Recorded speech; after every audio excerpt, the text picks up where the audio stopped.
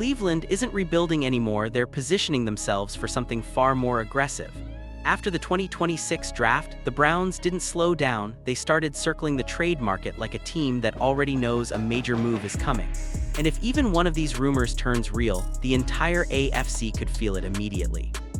But the most shocking part isn't who the Browns are targeting, it's how many big names might actually be available right now. Cleveland didn't come out of the 2026 draft looking satisfied, they came out looking dangerous. Because while most teams are settling into their rosters, the Browns are already scanning the league for players who shouldn't even be available but somehow are. And one of the loudest names in that conversation is a former top pick who's suddenly being pulled into trade talks, Kayvon Thibodeaux. The Giants' edge room is getting crowded fast, with new additions reshaping the entire defensive identity. Brian Burns is already a centerpiece, Abdul Carter has been added to the mix, and suddenly Thibodeaux' long-term role doesn't look as secure as it once did. That's when the whispers started, extension pressure, roster imbalance, and quiet league conversations that suggest New York might actually listen if the price is right.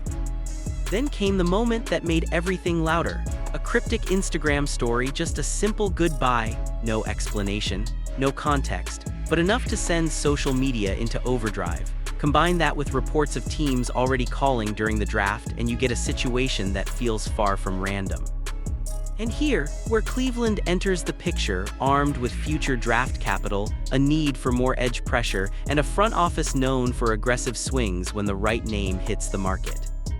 But if Thibodeaux is really available, the real question is who else might be next. Cleveland didn't leave the 2026 draft looking complete, they left looking like a team still hunting for one more explosive piece. And surprisingly, one of the loudest names now floating in their orbit is Brian Thomas Jr., a receiver who was supposed to be part of Jacksonville's long-term future, but suddenly isn't untouchable anymore. The Jaguars' wide receiver room has quietly shifted. New additions like Jacoby Meyers have stabilized the group, Parker Washington has carved out a real role, and Travis Hunter's arrival has blurred the entire offensive identity. In that kind of reshuffling, targets don't always stay evenly distributed, and that's where questions about BTJ start to grow. His production also didn't hold steady after his breakout rookie year. The drop-off in 2025 sparked internal conversations about consistency, fit, and whether Jacksonville's new coaching direction sees him as a core piece or a valuable trade asset. That uncertainty is what's fueling league-wide speculation. Reports suggest teams have at least checked in on his availability over time, even if nothing concrete has materialized. It's not a confirmed trade block situation, but it's enough to keep his name alive in rumors.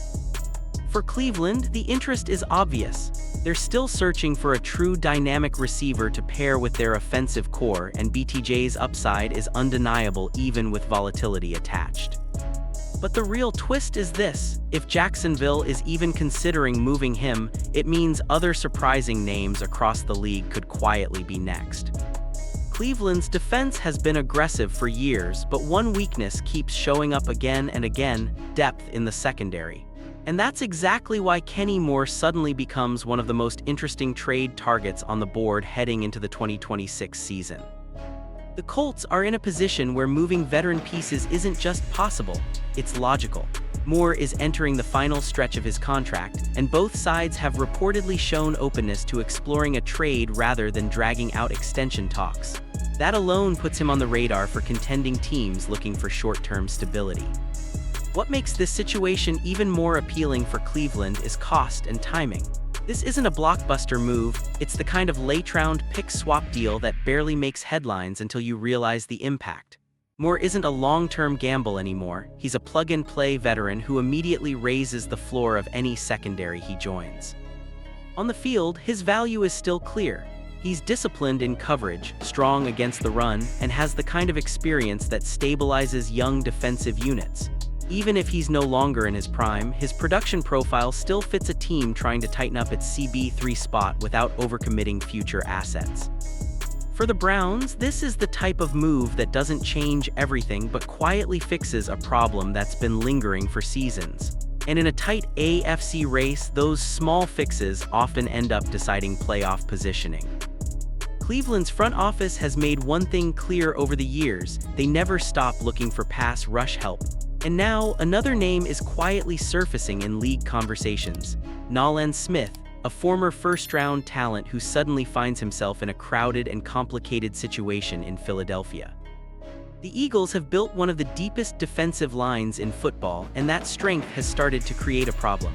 With multiple high-upside players competing for snaps, rotation time is getting tighter, and decisions about long-term roles are becoming unavoidable.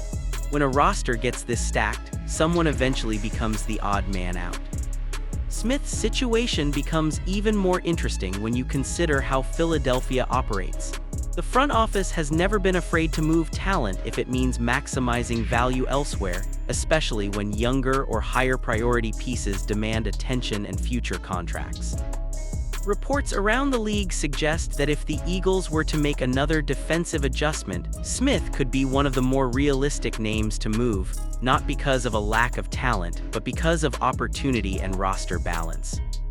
For Cleveland, the fit is easy to understand. They've always prioritized edge depth behind Myles Garrett, and Smith represents a low-risk, high-upside addition who could thrive in a rotational role.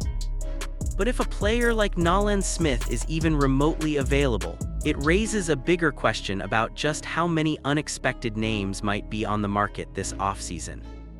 Cleveland isn't just making small roster tweaks anymore, they're quietly building towards something much bigger.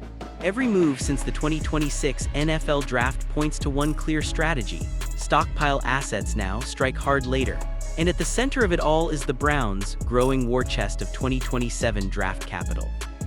Over the past couple of seasons, Cleveland has been stacking mid-round picks through smart trades, compensatory gains, and value flips with other teams.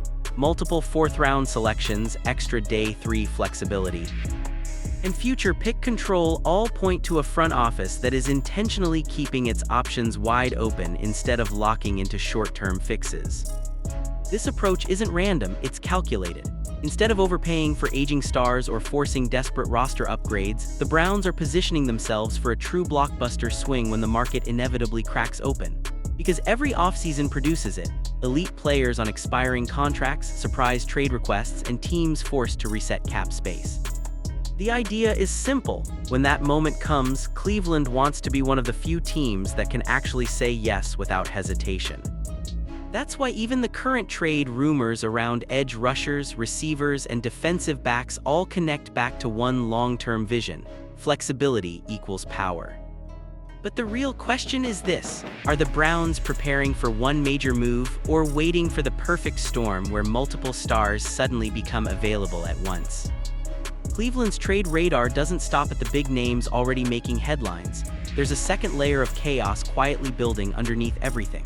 Around the league, several former first-round picks and high-upside starters are suddenly being discussed in what-if conversations that never fully turn into confirmed trade blocks but never fully disappear either.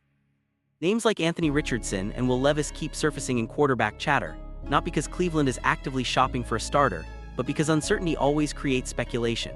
Then there's Brandon Ayuk, still lingering in long-term trade talk depending on how San Francisco reshapes its offense.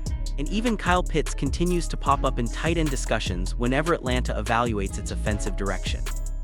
None of these moves are guaranteed, some may never happen at all.